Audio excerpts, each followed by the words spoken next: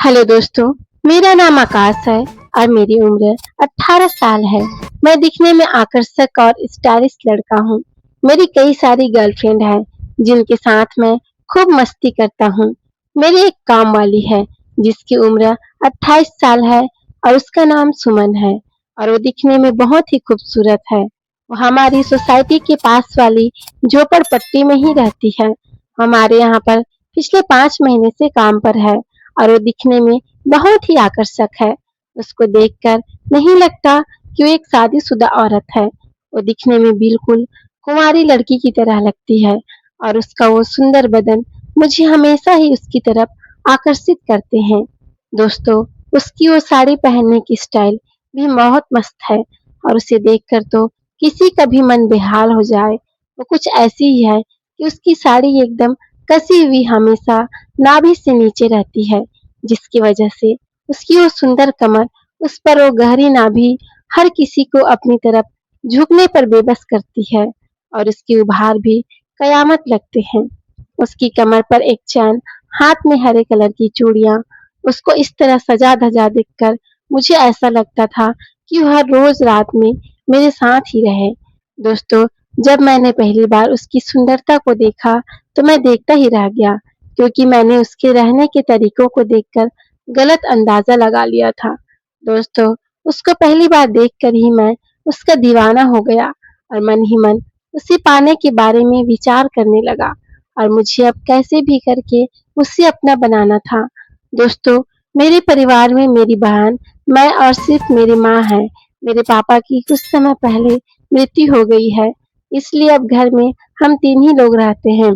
मेरी माँ हर रोज सुबह जल्दी उठकर करीब 10 बजे सबसे पहले अपने ऑफिस चली जाती है और उसके बाद मेरी दीदी हमेशा अपनी पढ़ाई के लिए कभी अपने कॉलेज तो कभी अपने दोस्तों के घर पर, लेकिन हमारे घर से हमेशा पूरा दिन बाहर रहती है और मैं भी हमेशा अपने दोस्तों के साथ इधर-उधर भटकता रहता हूँ, इसलिए घर पर कोई नहीं रहता। लेकिन दोस्तों, जैसे ही जिस दिन से सुमन हमारे घर पर काम करने आई, वैसे ही मैंने बिना किसी काम के बाहर आना-जाना बंद कर दिया। यहाँ तक कि अगर कोई मुझे काम भी बताता, तो भी मैं बहुत मुश्किल से अपने घर से बाहर निकलता। दोस्तों, वो भी बस उसी टाइम पर मेरे पास आती थी, जब मेरी माँ और मेरी दीदी घर पर ना हो और उसके पास हमेशा हमारे घर की एक दूसरी चाबी रहती थी, जिससे वो घर के अंदर आकर अपना सारा काम खत्म करके बिना किसी से कुछ कहे चली जाती थी। एक दिन मैं मेरे रूम में किचन की तरफ देख रहा था, तो मुझे वो दिखाई दी। उस समय वो झाड़ू लगा रही थी और मैं अपने बेड पर पड़े-पड़े उसके मजे ले रहा था। फिर मेरे दिमाग में न जाने कहां से एक विचार आ गया और अब मैंने अपने मोबाइल में उसके वीडियो और कुछ फोटो निकलवा कर उसे देख-देख कर खुश होता था और ऐसा पूरे 3 महीने से हो रहा था। लेकिन मुझ में ज़्यादा हिम्मत नहीं थी कि मैं उसको जाकर कुछ बोल सकूँ। एक बार मैं दोस्तों के साथ ड्रिंक करके अपने घर पर लौटा। उस दिन मैंने बहुत ड्रिंक किया हुआ था। मैंने घर पर आते समय एक प्लान बनाया कि मुझे आज कैसे भी करके सुमन को पाना ही है। मैं अपने घर पर पहुँच गया और दरवाज़ा खोला, अंदर गया और अब मैं सुमन को याद करने लगा। लेकिन मैं बिल्कुल भूल गया था कि मुझे बाथरूम का दरवाज़ा भी बंद करना था और मुझे जब उसे बंद करने के बारे में याद आया, तो मैं दरवाज़ा बंद करने लगा। फिर मैंने देखा, वहाँ पर सुमन मुझे छुप कर देख रही थी। जैसे ही उसने मुझे और मैंने उसे देखा, तो वो तुरंत शर्माकर भागकर चली गई, क्योंकि मैं उसके सामने खड़ा था। फिर नहाने के बाद जब मैं रूम में आया, तब मुझे एक बात सोचकर घबराहट और बेचैनी होने लगी कि मैं जब सुमन-सुमन कर रहा था, तब उसने मुझे देख लिया था और अब वो मेरे घर से अपना काम छोड़ देगी, तो मेरा उसको पाने का सपना कभी पूरा नहीं होगा। फिर मैंने कपड़े पहना और वो तब किचन में जाकर मेरे लिए चाय बना रही थी। किचन के सामने से गुजरते वक्त मैंने उसे देखा, तो वो किचन के फर्श पर अपनी कमर लगाकर मेरी तरफ देख रही थी। उसकी नज़र मुझ पर ऐसी थी कि जैसे वो मेरी अमानत हो। फिर मैं अपने रूम में चला गया। तब तक वो भी मेरे लिए चाय लेकर रूम में आ गई और फिर वो मुझसे बोली कि यह लो आकाश, चाय।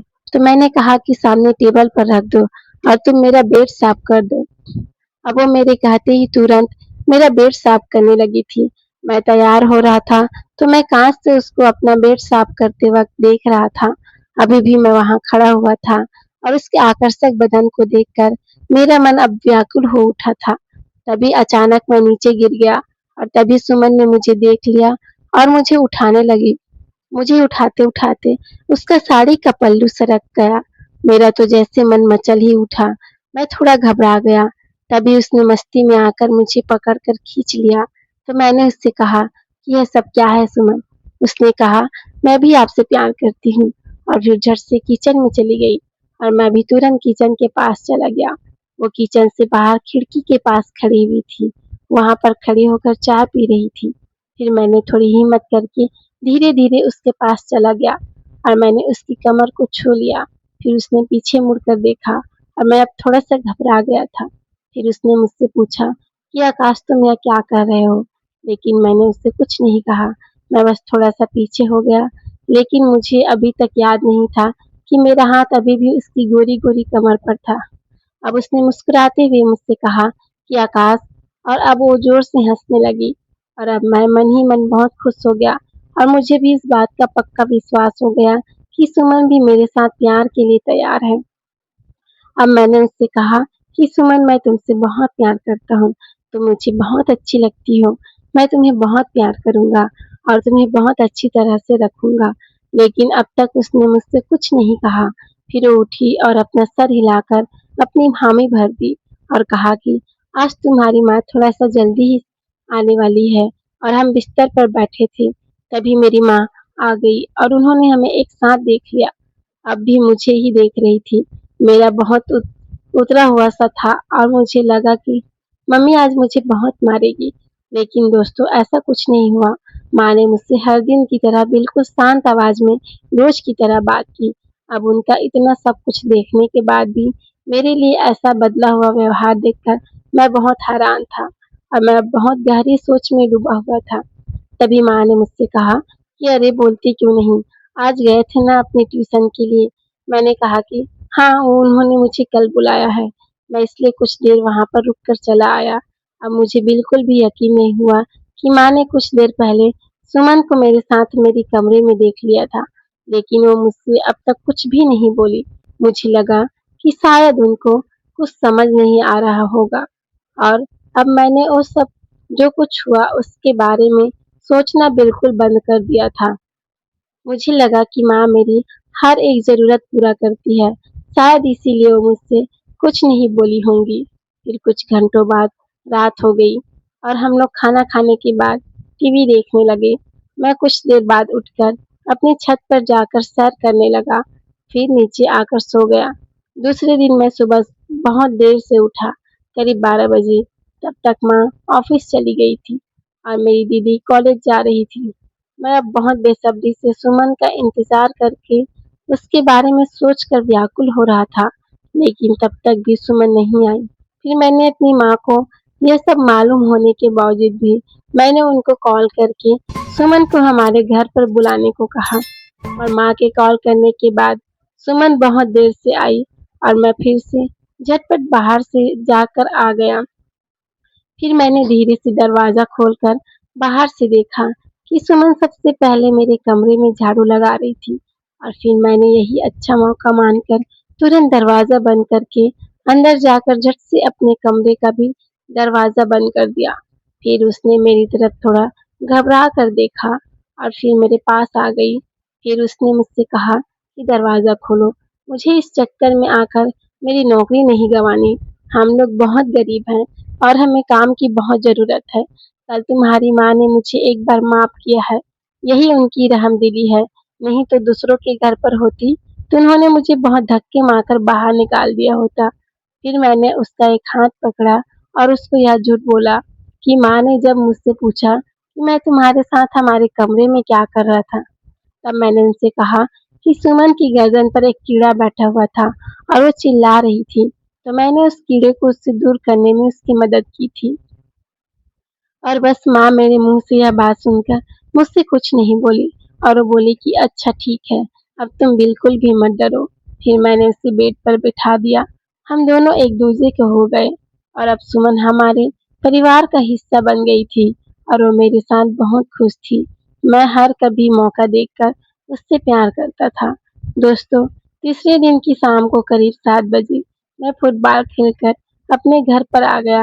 मेरी टी-शर्ट, शॉर्ट्स, जूते, मोजे सब कुछ गंदे हो गए थे क्योंकि हम लोग बाहर बारिश में खेल रहे थे और उस समय बाहर बहुत जोर से बारिश हो रही थी, जिसकी वजह से मैं पूरा भीग गया था। मेरे पूरे शरीर पर कीचड़ लगा हुआ था।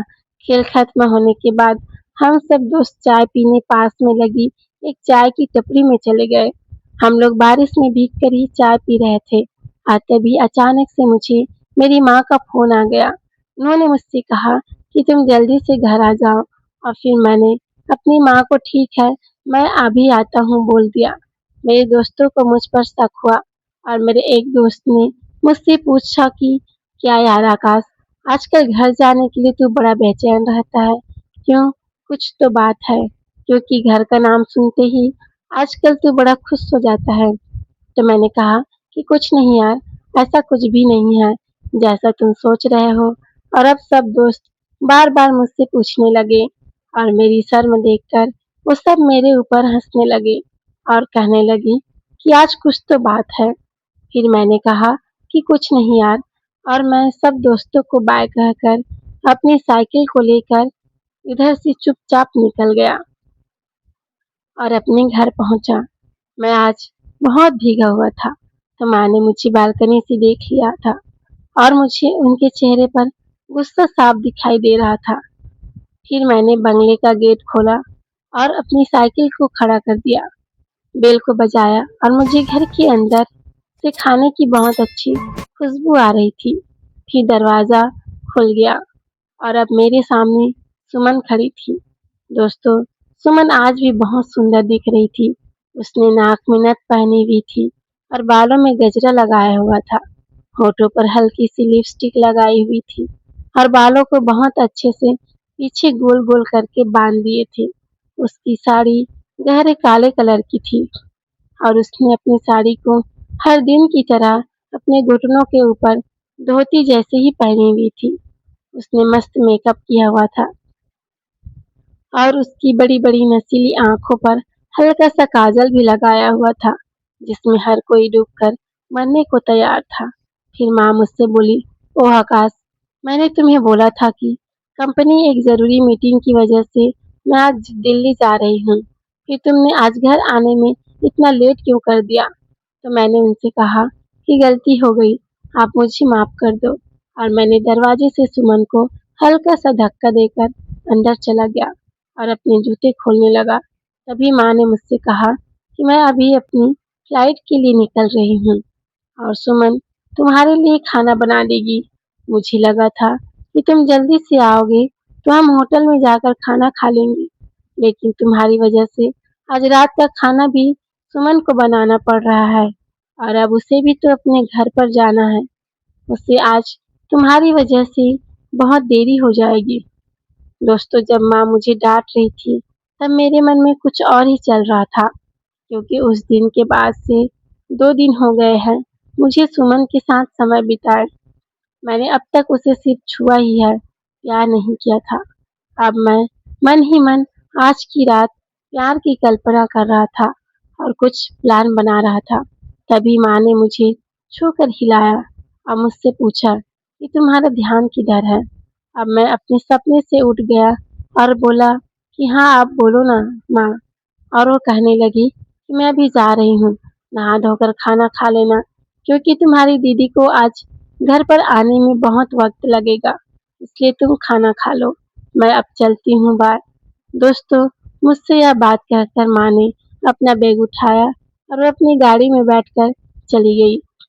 और फिर जैसे ही मेरी माँ गई, तो मेरी खुशी का ठिकाना ही नहीं रहा। मैंने तुरंत दरवाज़ा लगा दिया और उस समय सुमन किचन से मुझे देखकर हंस रही थी। मैं अब उसकी तरफ चला गया और उसको अपनी बाहों में लेने ही वाला था कि तभी वो चिल्ला उठी। फिर मैंने डरते हुए उससे पूछा कि क्या हुआ सुमन? फिर सुमन मेरी तरफ हल्का-सा मुस्कुराते हुए बोली कि सबसे पहले नहाकर आओ पागल, देखो तुम्हारी क्या हालत हो रही है। फुटबॉल खेलने और बारिश में भीगने के बाद मेरे पूरे शरीर पर बहुत सारी गीली मिट्टी लगी हुई थी। तो मैं सीधा बाथरूम में चला गया, अपने कपड़े उतारे और मैंने बाथरूम का दरवाज़ा खुला ही छोड़ दिया। वैसे तो नहीं आई, मैंने उससे बहुत आवाज़ लगाई, सुमन मुझे कपड़े दो, फिर भी वो नहीं आई। अब मैं नहाकर बाहर आ गया, मैंने कपड़ा पहना, फिर मैं सुमन को ढूंढने चला गया। वो किचन में थी, उसने मुझे देखा और किचन टेबल पर रखी चाय को अपने एक हाथ से उठाकर मुझे चाय पीने का इशारा किया। फिर मैं उसके बिल्कुल पास गया और मैंने उसके जिस हाथ से चाय थी, उसके दूसरे हाथ के ऊपर अपना हाथ रखकर मैं उसकी आँखों में देखने लगा और वो भी अपनी आँखें उठाकर मेरी आँखों में देख रही थी।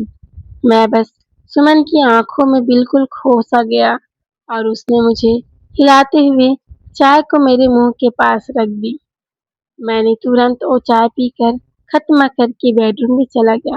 करीब आधा घंटा हो गया और फिर सुमन खाना लेकर कमरे में आ गई। वो मेरे बेड पर बैठी, उसने खाने को मेरे बेड पर रख दिया और फिर वो मुझसे बोली कि खा लो ना। फिर मैंने उसका एक हाथ पकड़कर उसे अपनी तरफ खींचकर उसको अपने पास बिठा लिया और हम दोनों ने एक दूसरे को खूब प्यार किया। दोस्तों, आपको स्टोरी कैसी लगी प्लीज़ कमेंट्स में बताना। स्टोरी अच्छी अच्छी लगी, मेरी वॉइस अच्छी लगी तो प्लीज़ चैनल को लाइक शेयर सब्सक्राइब